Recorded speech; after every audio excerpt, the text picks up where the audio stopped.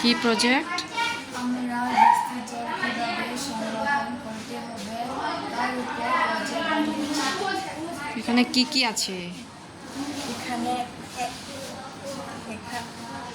এটা হচ্ছে water character, এটা হচ্ছে ফিল্টার, আর এটা হচ্ছে জল জমা রাখার ট্যাঙ্ক। এটা কিভাবে কাজ করে, পদ্ধতি, সিস্টেম?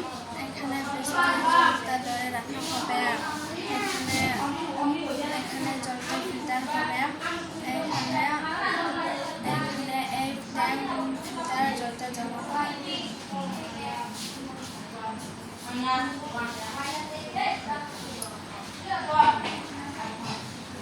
এই জলটা কি কাজে তোমরা ব্যবহার করতে পারবে?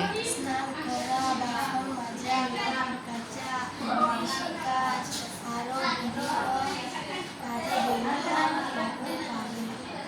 এটা কি তোমরা দেখাতে পারবে? দেখি, দেখাও কিভাবে ফিল্টার হয়। আস্তে আস্তে।